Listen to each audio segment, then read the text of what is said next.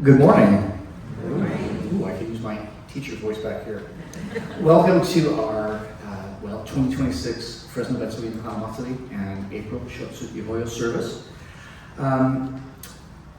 For those of you that have been here when I've been chairperson, you know that I usually refer to a book. So today I'm going to start with a variation on if you give a mouse a cookie. It's going to be if you give a Dharma school teacher chairmanship of a service. So basically, it goes a little bit something like this. If you give a Dharma school teacher the chairman position, he's going to educate you on some things about Buddhism. And so today is no different than any other time I would be doing this. Being it's also Easter weekend, so happy Easter to those of you that celebrate. One thing that I always kind of look back and think, well, you know, being raised as a Catholic from trying to find some similarities just over the years, and the one thing that always kind of confused me was the Easter Bunny. Because I never could figure out how the Easter Bunny was part of, Christianity. So I did some research over the years, and I found out too that, within Buddhism we have bodhisattvas. And then I did some cross-referencing, and then I saw a thing this morning, was Jesus of Nazareth considered a bodhisattva? And if you think about it, it was kind of interesting because a bodhisattva, and again, this is by our resources, of course, online. Always cite your resources and yours. But unfortunately, I'm just going to go with the AI. So let's see, and reverends and ministers can tell me if this is close for what a bodhisattva. The analogy would be bodhisattvas show compassion and sacrifice, wisdom and teaching, and reaching out to the marginalized. And so in a lot of ways, you can see that just in society in general, but if you do want to make the comparative connection to the religions, it is interesting how Buddhism embraces so many different cultures and the fact that we can celebrate different things. And as far as Bodhisattva goes, I brought a friend with me today. I brought Bodhi Bunny. And so Bodhi Bunny actually has an activity for the Sangha at the end of service today, so stay tuned and I'll tell you more about that. I also, along with Bodhi Bunny, brought in a book called Bunny Buddhism. And I'm not entirely sure, we may have this at our Betsuin bookstore, so I have to check that out after service, but I have a couple of quotes from our Bunny Buddhism. For example, wise bunnies and foolish bunnies both have things to teach us. The bunny who thinks tomorrow is the time will suddenly find that life has slipped away. And for right now, the final one, a bunny does not find peace until he extends the circle of his compassion to include all bunnies. And so with that, I'm going to have our next section of the service commence, and so we're going to have the flower offering and kambutsu by organizations and district representatives. After that, we'll have some chanting, and of course, I think everyone has their program, so you can follow along as we go. Without further ado, I'm going to announce our representatives as they come down and do the flower offering. Let me get the correct list. Representing the Betsuin Dharma School, we have Zenith Gillette and Akika Nakata.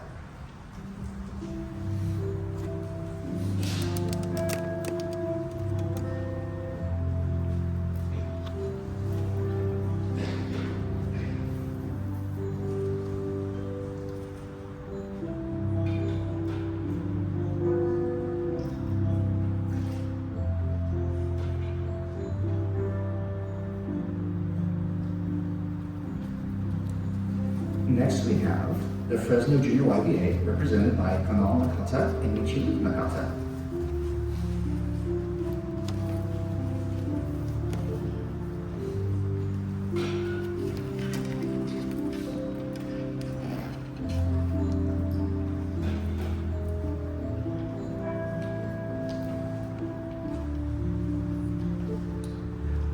Followed by the Betsuin Senior Club, Rumiko and Hunter Arawa.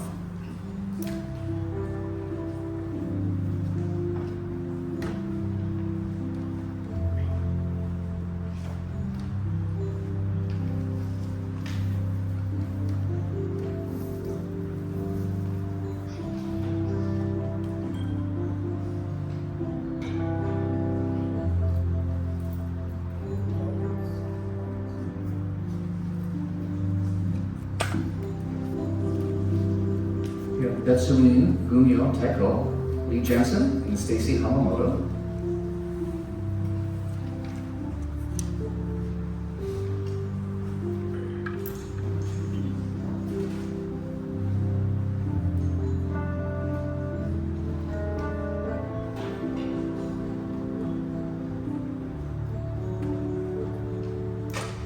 The Betsuin Japanese Language School, represented by Jerry Nakagawa and Hisayo Nishiyama.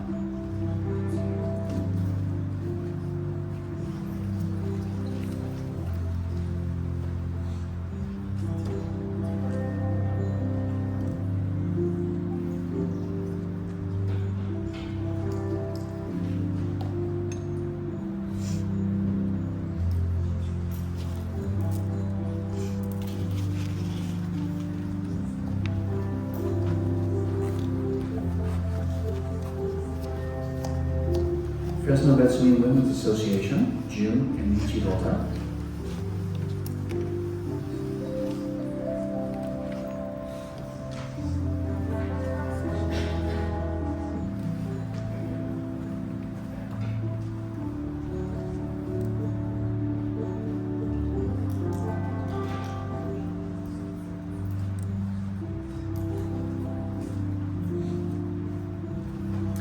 Scouting America, Alice Sano and Vince Iwa.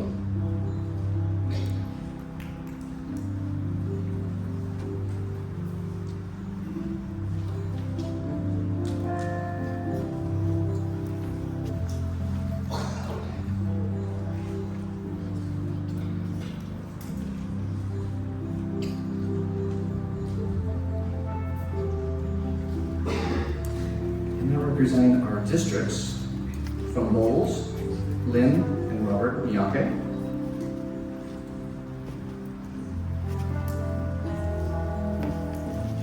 No Bowles? Okay, so Clovis, Susan and Gordon Hayashi.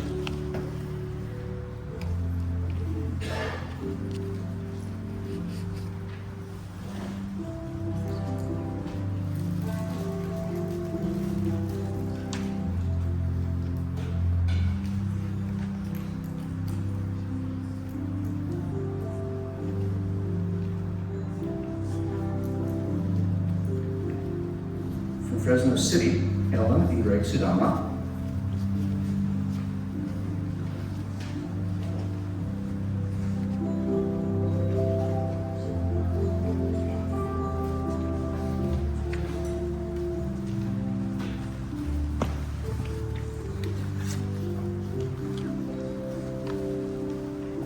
Kingsburg, Stephanie Shinkawa and Chris Kazaki.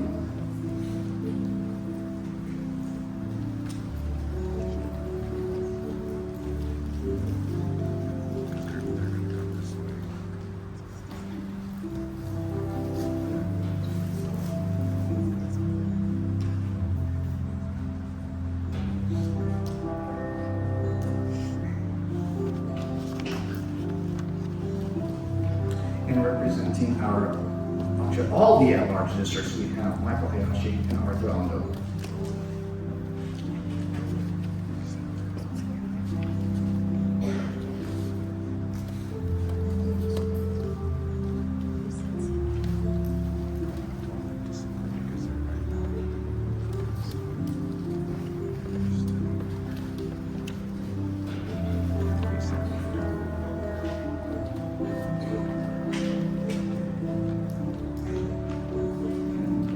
Representatives from Fresno Betsuin, Norman Otani and Carolyn Okamoto.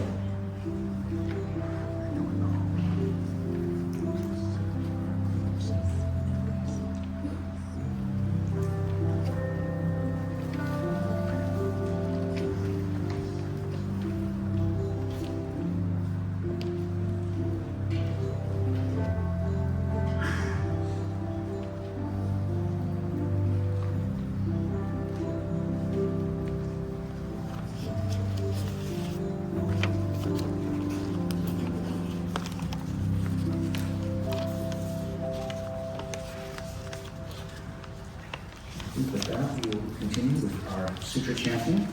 The first will be Jusan, and I'll let the reverends take over from there.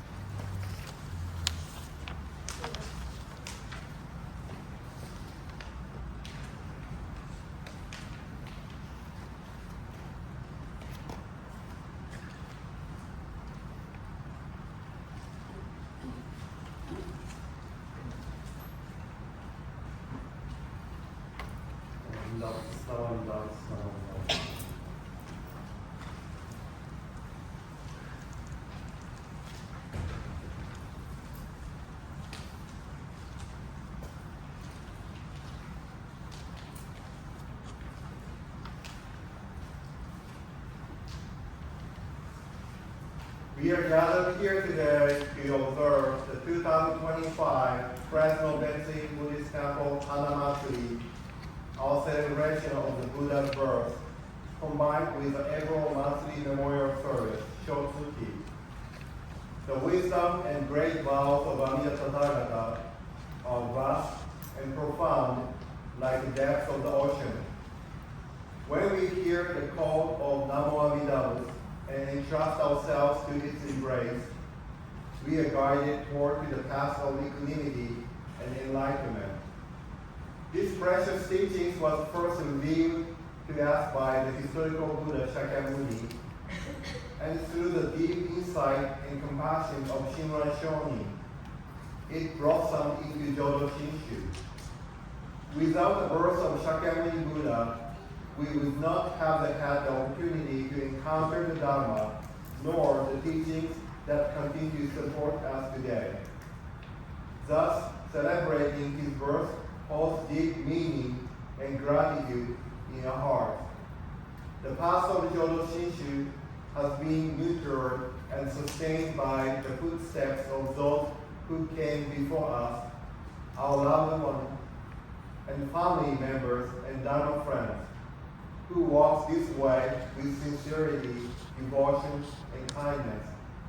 Because of these dedications, we are able to receive the teaching of Namo Amitabha and reflect on the beauty and interconnectedness of all life. May the fragrance of the incense awaken our hearts to the purity of our intentions. May the blooming of the flowers remind us of life's delicate, fleeting nature, and may the gentle glow of candlelight guide our minds to Amida's boundless light of compassion, reminding us that in this very moment we are embraced by the infinite oneness. Namo Amitabha. Namo Amitabha. Namo Amitabha. Namo Amitabha. Namo Amitabha. Namo Amitabha. Namo Amitabha.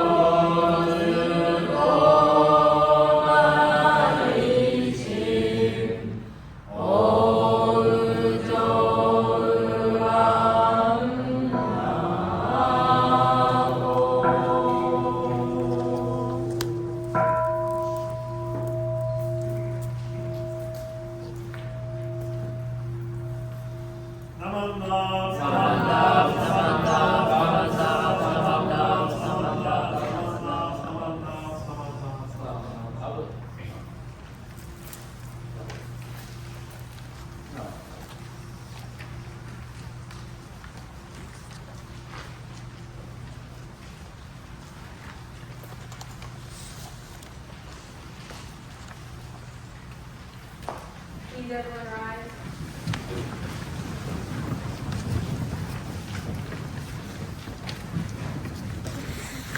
Buddham Saranam Gacchami.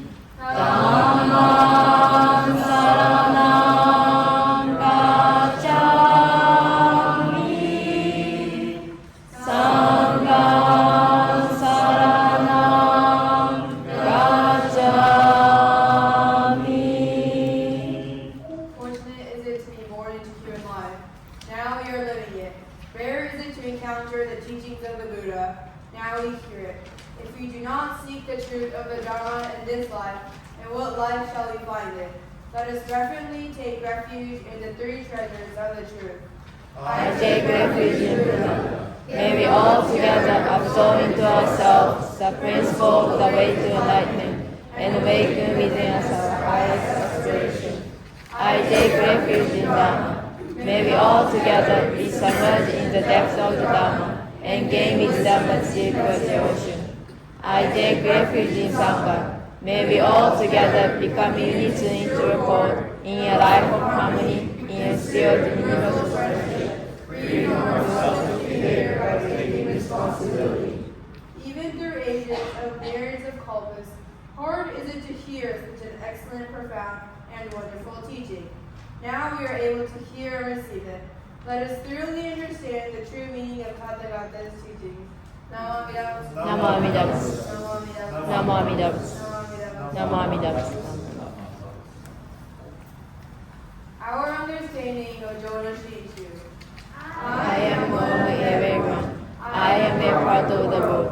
I will receive help and support from others, which is called other powers to make my life endurable. Although I can always be kind and gentle to others, others always help me to make my life enjoyable. However, I am the physical strong support, I feel very good to make my life enjoyable.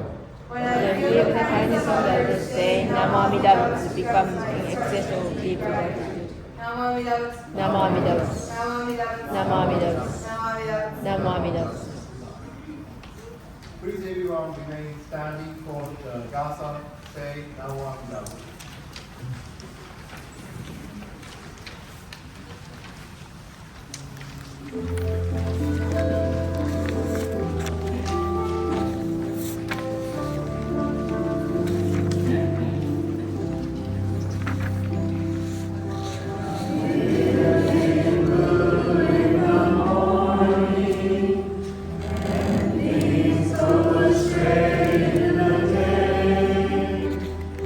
Namo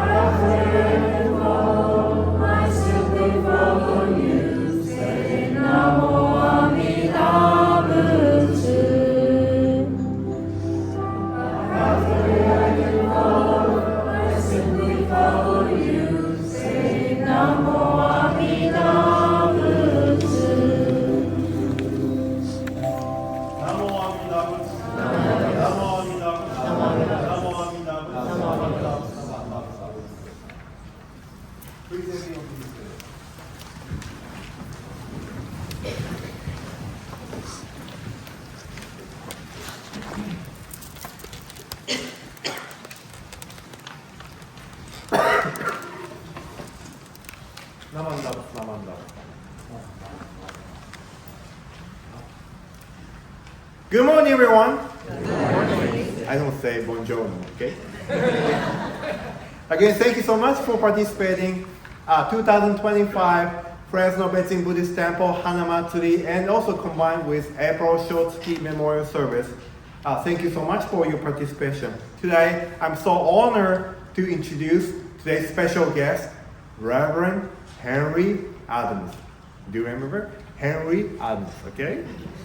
So he is currently serving the San Mateo Buddhist Temple, but also he has huge responsibility in the Buddhist Churches of America, which is that he is the chairperson or chairman, or we call Gicho, as the Buddhist Churches of America Ministers Association. So he has a really huge duty. So actually he's really busy, but he had spare time to come in here down to the Fresno. So I really appreciate it. Because almost like every month, he going to all different temples to speaking engagement. So we are so fortunate to have him today for the Hanamatsuri occasion. Please welcome Reverend Henry Adams with applause.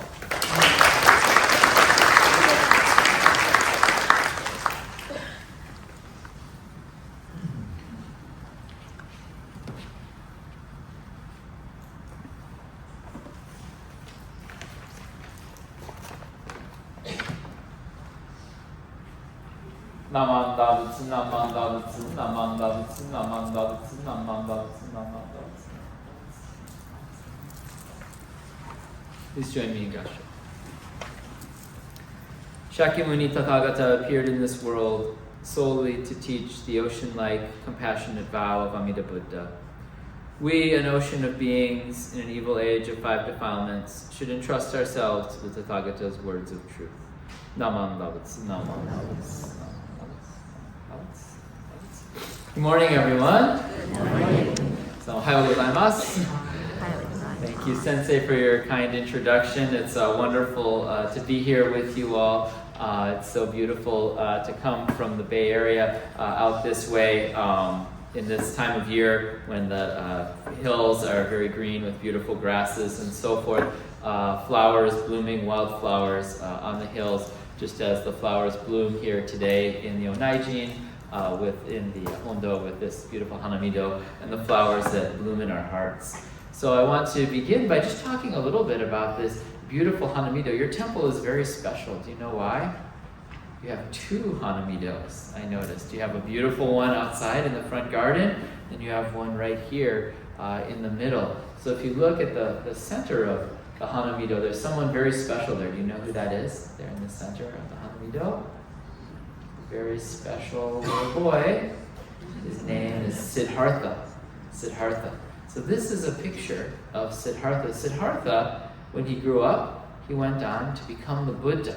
So sometimes we say the baby Buddha in the shrine. Some people, get kind of technical and say, it's not the Buddha yet, but he becomes the Buddha. So it's okay, I think, to call him the baby Buddha, but I might just call him Siddhartha for now while I talk a little bit about the moment that he was born and why we decorate the Hanamido the way that we do. This is very beautiful. Did some of your Sangha members help to put the flowers on? Did anybody help put the flowers up on the Hanamido? Yeah, it's beautiful, beautiful decorations of flowers, and I saw some of you came in and brought flowers in as well. So we think about the time that the Buddha was born. It said that his mother was on a trip.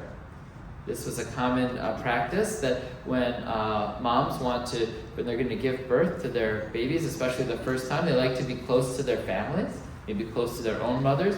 And so she was traveling from where she lived in Kapilavastu with Siddhartha's father, Sudodana, and they were traveling. And she stopped and she said, I think I need a little break. And so she stopped, and we're in a beautiful, beautiful grove. A grove is a place with lots of trees, lots of shade, very nice and cool on a warm day. And it said that as she was waiting there in the grove, suddenly the baby's coming, right? And so she reached up, and it's an interesting story. She reached up and said she grabbed the support of a tree, and the baby was born from her right side, right? And then the baby took 7 steps. It's a very special baby. Takes 7 steps the moment Siddhartha was born, pointed one hand up to the sky and one hand down to the earth and said something very important. He said, this is my last time to be born in the cycle of continual death and rebirth. In this one life, I will go beyond all of the suffering and difficulty in this world. I will bring everybody else beyond all that suffering, difficulty. And so this life in the heavens above and in the earth below, this life is truly precious. Only this life is truly precious. So the Buddha came into this world to help everybody who's having difficulty and trouble. He lived a long time ago. He lived 2,500 years ago and more, far away in India, but yet we're listening to and understanding and appreciating his teachings today because his teachings are a guide for us. He came into this world. That's why we put the Hanamatsuri. You see where it is. It's outside this special area that we call the Onaijin, this area that represents the Buddha's world of enlightenment. It's in this world with all of us. You even have a special Hanamido outside the Hondo, even outside the temple. So the Buddha came into this world where all of us live, all of the difficulties and challenges.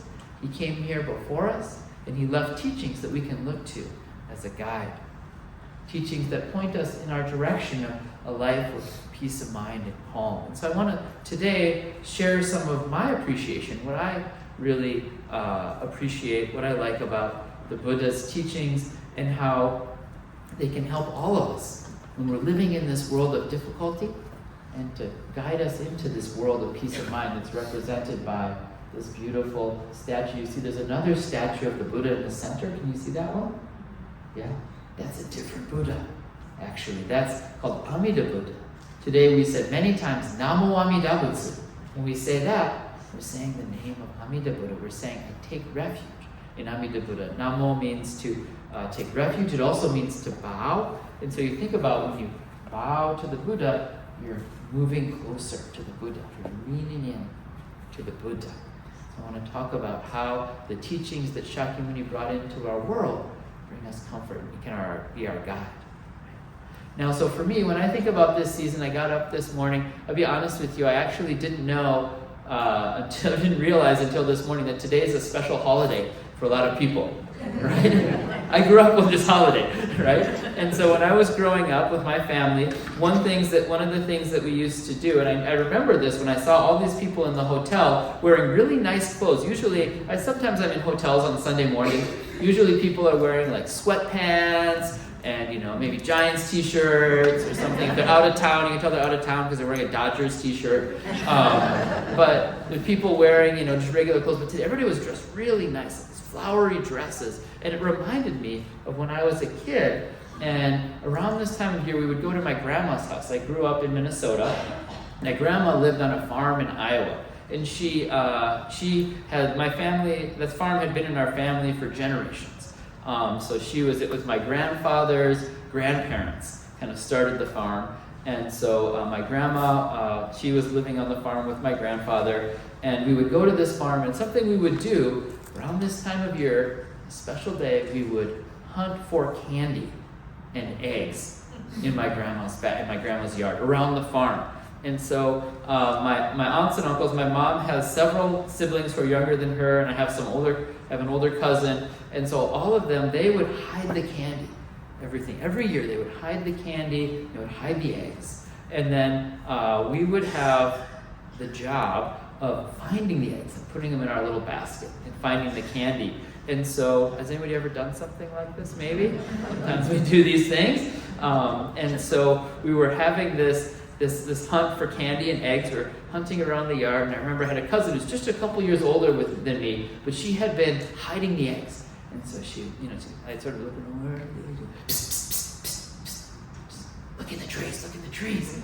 So they would put the eggs kind of in the crooks of the trees, and look in the flower bed. And I just remember looking, wow, there's a little Snickers bar, or Peak, or something like that. I'd find these candies, and then, so I had all these candies. It was thanks to the guidance of my cousin. It was really hard to find the candy, but she helped me to find it, because she had been there to help hide it, and she had done this in the years before, and so she knew the tricks of where to look. to find the candy. And then as we're opening up our candy, she gave me one very important piece of advice. As we were looking through the candy, she was kind of watching me, and they'd given her some candy for helping, and she says, "Oh, Henry, don't eat that one." I says, "Why not?" She says, "We didn't hide that one this year." Right? We had Milky Ways 2 years ago. Not this year. I'm looking at it, I was like, it's not quite as brown as it should be, right? They'd been hiding in the flowers for 2 years, right?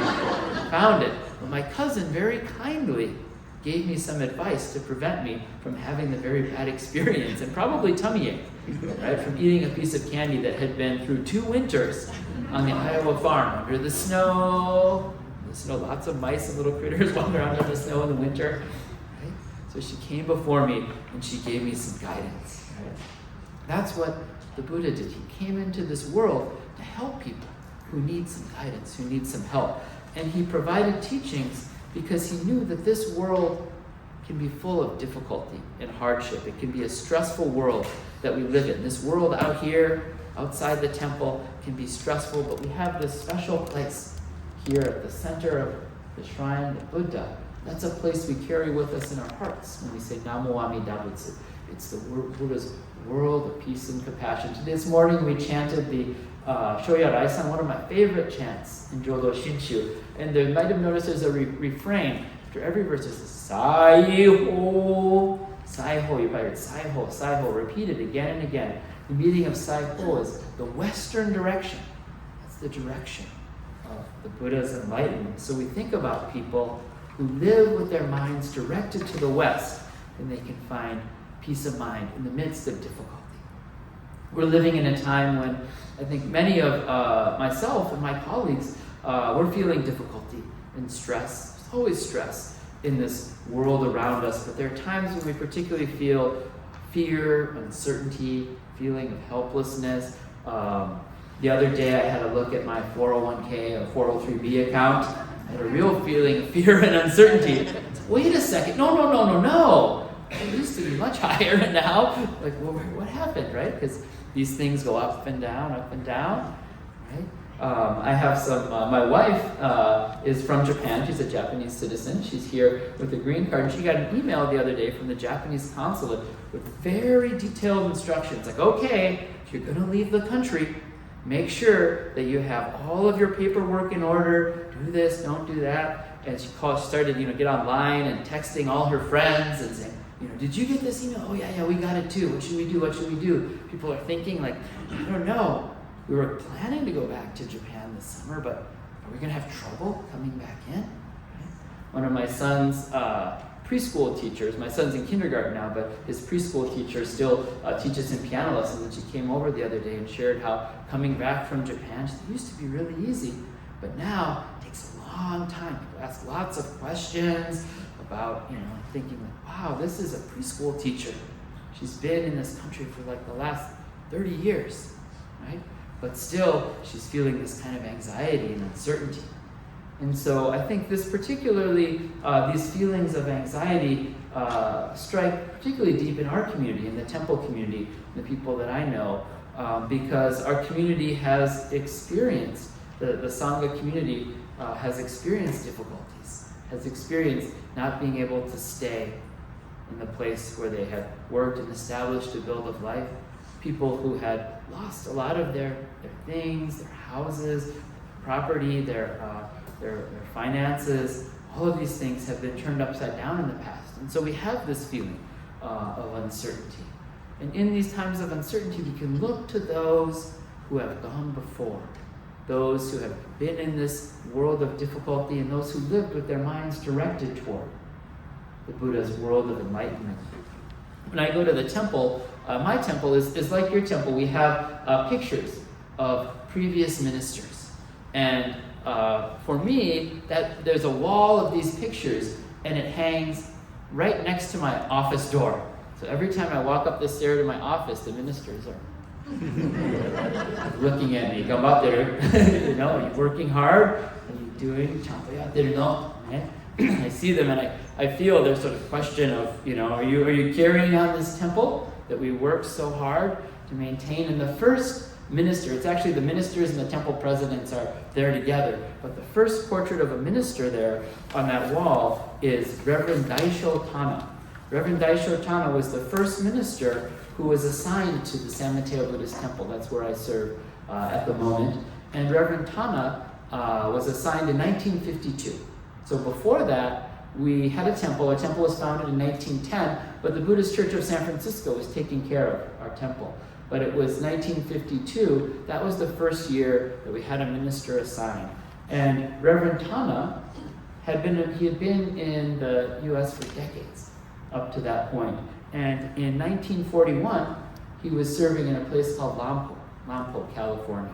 And some of you might be familiar with Lompoc. That's where the Vandenberg used to be the Air Force Base. I drove by there the other day, and it was the Vandenberg Space Force Base. So things are changing, but there's a Vandenberg is there. It's right kind of on the elbow of California as you're going up the coast. And Tana Sensei, he was there working primarily as a Japanese language teacher. Because in those days, a lot of times the temple itself wasn't able to fully support the ministers, so a lot of the ministers would work as Japanese language teachers during the week after school, teaching children Japanese, and then on the weekends they would, of course, do all of the temple activities. So Tana Sensei's main job was to teach Japanese, but I think in his heart, his main devotion, his main dedication was to share the Dharma. But so what he would do is on the weekends he would do Dharma services. And on one particular Sunday, December 7th, 1941, he was traveling down to San Luis Obispo for a junior YBA conference. I know we've got some junior YBA students who are here today. There was a junior YBA gathering for Bodhi Day, which is December 8th. Right? So they were gathering, as we often do. We have our services on a Sunday so everyone could attend. And so Tana Sensei was driving down, enjoying the nice drive down the Central Coast, arrived at San Luis Obispo, and the minister there, when he got out of the car, he said, "Today is a Bodhi Day, the day we celebrate Buddha's enlightenment that we will never forget, never forget." And Tana Sensei thought, why is that? Japan has just bombed Pearl Harbor. We're going to have a war between Japan and the United States. At first, Tana Sensei didn't believe it. He actually thought, no, it must be some mistake. It must have been the Italians or the Germans. But sure enough, they got out their shortwave radio and he listened to the radio broadcast from Japan. And sure enough, they announced the opening of the Pacific Theater of that war. And so Tana Sensei had a very difficult job because his job that evening was to give a Dharma talk to all of the junior YBA students who had gathered there. Right? And he said something very interesting in that Dharma talk. He said, as Buddhists, when we recall the land of our ancestors far to the west, more than longing to return to Japan, we aspire to return to the Pure Land in the western quarter, and day by day, as if dwelling in the company of the Tathagata, the Buddha, seated on the diamond seat, we endeavor to abide in the true diamond-like mind. So you think about the junior YBA audience, almost all of them were born in this country, high school age youth, American citizens, and yet their parents were almost all from Japan, Japanese citizens.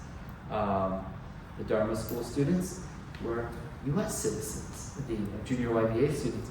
So they must have felt this deep sense of conflict. The land of my ancestors, the land of my parents, now going to war with my own home country, for many of them the only country they'd ever known. And in response to that, Tana Sensei provides this truly wise and compassionate message. Living in this world of confusion, when we think about the West, from San Luis Obispo looking west across the ocean to Japan, he says, no, you look farther, beyond that, beyond this world, we look to the Buddha's world of enlightenment, this world expressed by the Almighty. So we have Shakyamuni Buddha in our world, provided his teachings, pointing our minds to this other shore, to the land in the west. So Tana Sensei, as soon as the war began, his life changed dramatically. And after the Executive Order 9066 was issued on February 19th, 1942, everybody understood what that meant. It meant that people were going to be forcibly removed from their homes. One of the Sangha leaders went to Tana Sensei's house at 8 o'clock on that morning. Of course, it was signed on the East Coast, so by 8 a.m., that was already 11 a.m. On the East Coast, so people already had heard the news, and the community leaders were going around to all the ministers, notifying them. He said, pack a suitcase, get ready to go, because we're definitely going to have to move, and the ministers are already going to start being gathered up. Yesterday, they came and gathered up the Japanese leaders in Guadalupe, Santa Maria. They're coming up here next. And so, sure enough, on February 24th, FBI agents accompanied by local police officers went into Tana Sensei's home, and they searched it top to bottom, looking for some kind of spy materials or some evidence that he was collaborating with the Japanese government. You know what they found? Nothing. Some cooking materials. There were lots of books about Buddhism. They searched and searched and searched, and they said, okay, we'll be back. And they left. And so Tana Sensei, ready to go, he waited and waited and waited, thinking, when are they going to come back? He waited until 10 o'clock that night. And Tana Sensei was a very courageous person, because you know what he did? He said, okay, he called up the police station. He said, this is Daisho Tana. Came to my house earlier today. You said you were coming back. So are you coming back? Right? And he said, not today. Bye. Right? So he took a bath and went to sleep. Right? Now eventually they did come back, and he was separated from his family. His wife, he had two young sons, and she was pregnant with the third at that time. But he was taken away, like so many leaders of both the Japanese Buddhist and the Christian community, Christian pastors, leaders of the Japanese community organizations, Kenjinkai. All of these people were gathered up, as we know, and were taken. First, the folks in that area were taken south down to a place called Tuna Canyon in the Los Angeles area. And when they got there, they had no idea what would lie ahead. Deep sense of uncertainty. And yet, there you see pictures. There are a few pictures that were taken from that time. And the remarkable thing is, when you see those pictures from the early days when it was just the ministers, many of the ministers are wearing their robes, fuhuwais, for the picture. They were told, pack your bag. Somebody told me to pack my bag, pack my things. I would make sure I had enough warm clothes. I'd grab my cell phone. Would I remember to bring my robes? I don't know. But for them, that was the first thing.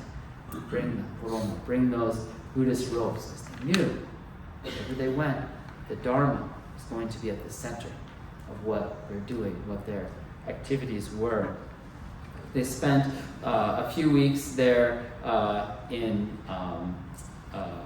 Tuna Canyon, and then they were moved to Santa Fe, New Mexico, out through the desert into this inhospitable climate.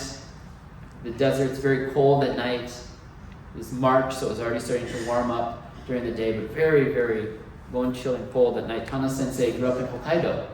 He says, it reminds me of being back in Hokkaido after having lived for years in the temperate climate of the California coast.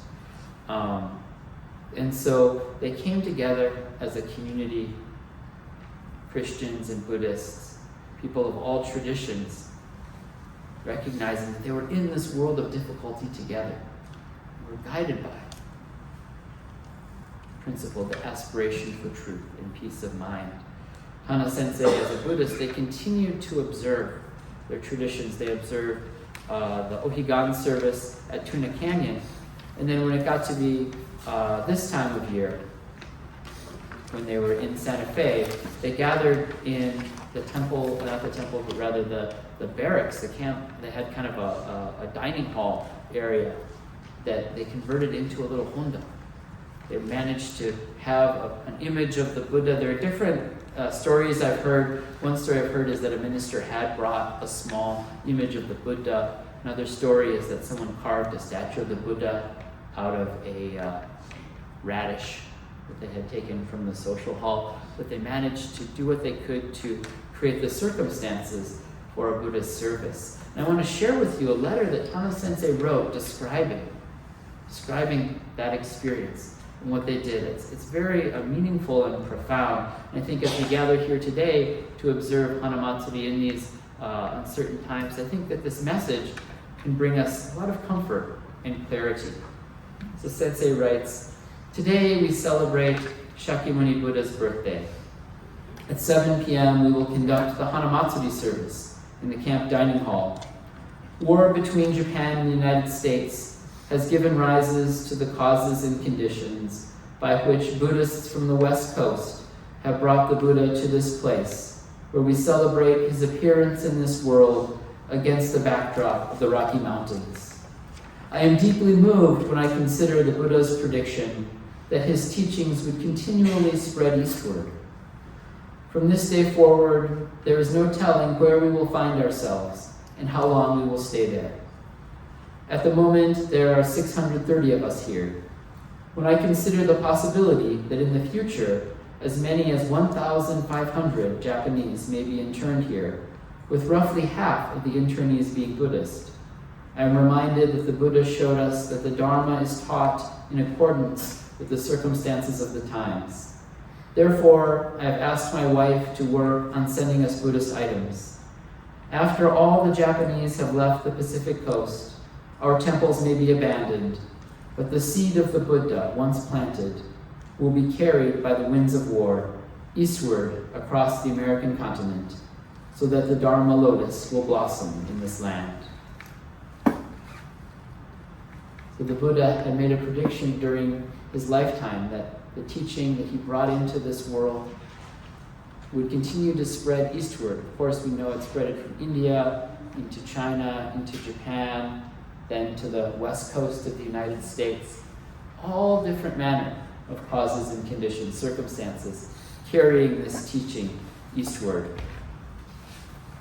For me, I grew up in Minnesota, far east of the California coast at that time where Buddhism was well established. But Minnesota was a place during the war years that many Japanese families, and particularly young Japanese men who served in the military intelligence services, wound up training at places like Camp Savage and Fort Snelling in Minnesota, close to where I grew up, going on school field trips to Fort Snelling.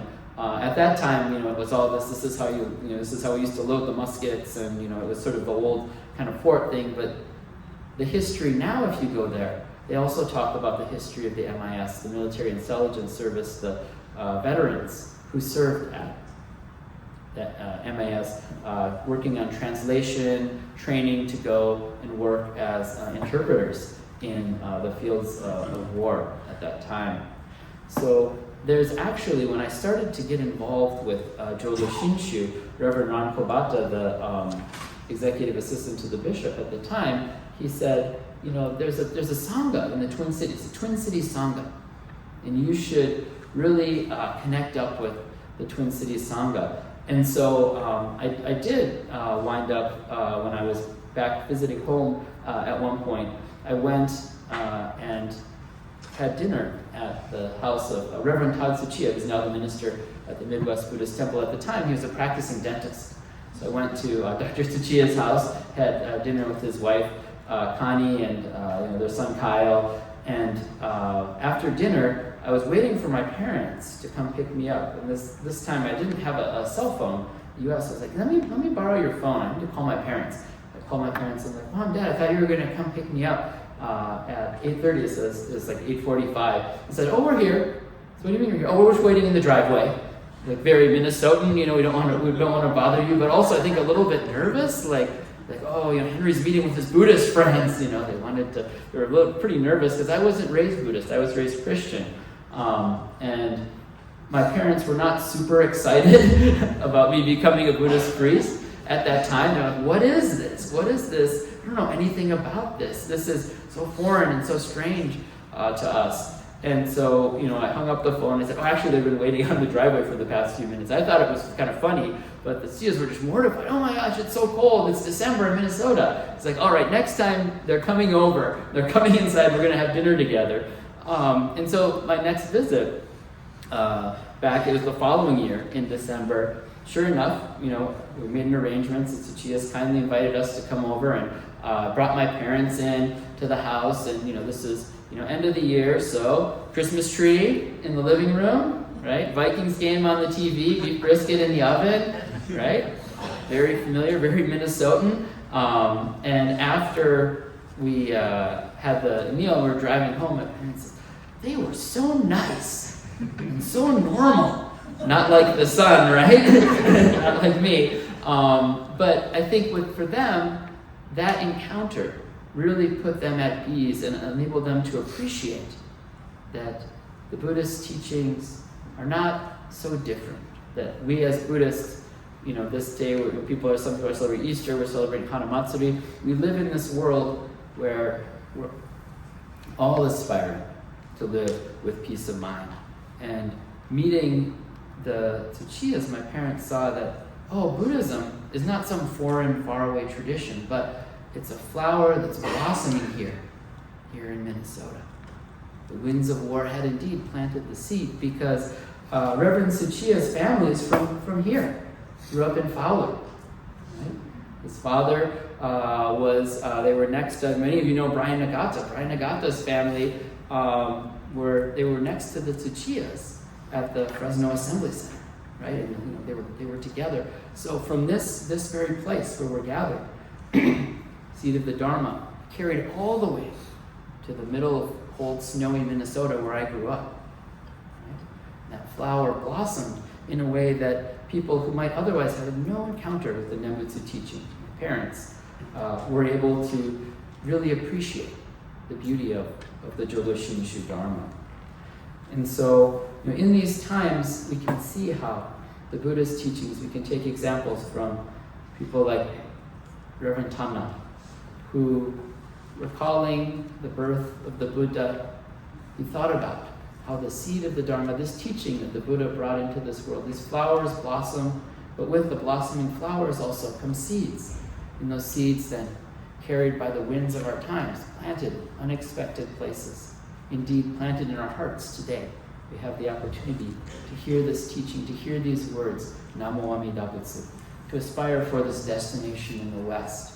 Wherever we're going, we can't control the causes and conditions of our life, but we can control the direction of our hearts.